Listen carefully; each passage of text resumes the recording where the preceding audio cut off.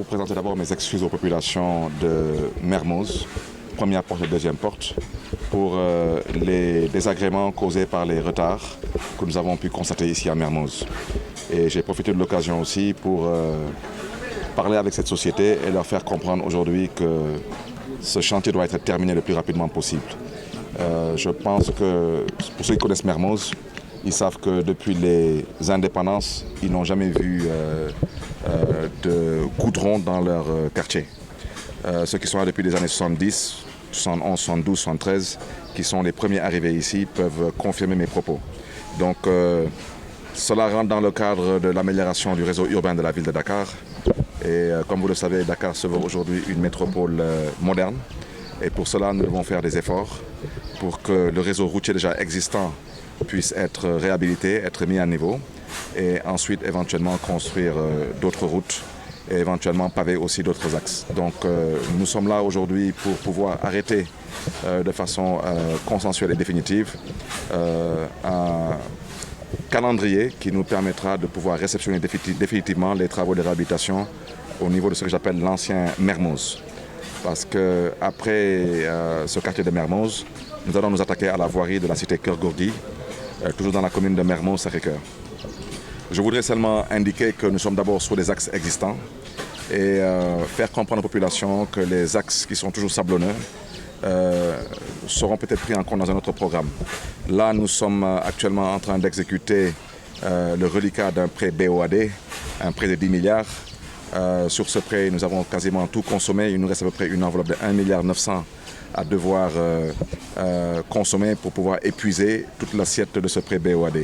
Et ce 1,9 milliard sera concentré donc sur le quartier d'affaires de la cité Keur Gorgui. Donc nous étions aussi en train d'évaluer certaines problématiques liées à l'évacuation des eaux pluviales. Parce que comme vous le savez, le goudron est allergique à la stagnation des eaux, particulièrement les eaux pluviales. Donc nous avons plus ou moins trouvé le regard, pour ne pas dire le canal, qui devrait éventuellement évacuer les eaux pluviales vers la plage de Mermoz.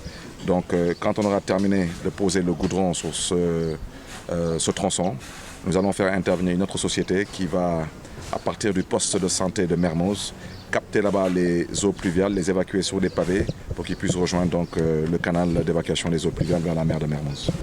Sur Mermoz, j'ai fait comprendre à la société que je ne suis pas du tout satisfait parce que j'étais là il y a à peu près un mois et demi et depuis lors, ils étaient à l'arrêt.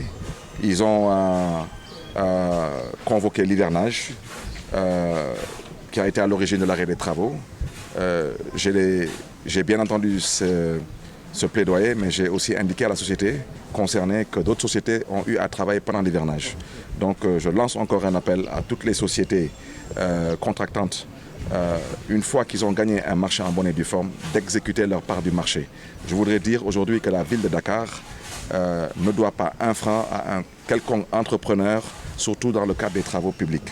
Donc on ne peut pas, nous, être à jour avec nos décomptes et avoir des sociétés qui, malheureusement, enregistrent des retards qui ne sont pas du tout défendables et qui causent des désagréments aux populations. Aujourd'hui, nous avons aussi le même problème au niveau de la Médina. Je voudrais dire à cet entrepreneur à la Médina qu'il n'est pas question d'avoir gagné un marché et de rester les bras croisés. Les populations de la Médina ont besoin que leur route soit réhabilitée et je veillerai personnellement à ce que cette société démarre les travaux ou dans le cas contraire, cette société assume ses responsabilités en quittant pour laisser la place à une autre société qui pourrait éventuellement nous réhabiliter les routes de la Médina. Parce que la société qui est à la Médina actuellement défaillante a commencé les travaux ou était supposée commencer les travaux en même temps que la société qui se trouve actuellement à Grand Yoff. Je voudrais aussi par ricochet interpeller respectueusement les autorités de l'ARMP et de la DCMP pour qu'elles puissent ensemble nous aider à pouvoir éviter des situations pareilles. Parce que gagner un marché c'est une chose et exécuter le marché en est une autre.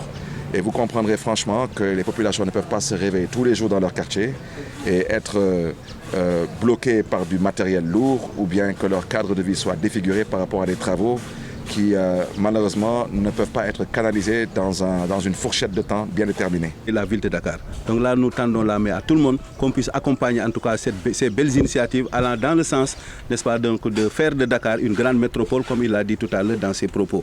La mairie de Mermoz Sacré-Cœur le remercie. Et je sais que pour toutes les initiatives que nous avons eu à prendre, en tout cas allant dans le sens de reprofiler ou bien de rendre encore plus agréable notre environnement, le maire Barthélémy a été à notre côté.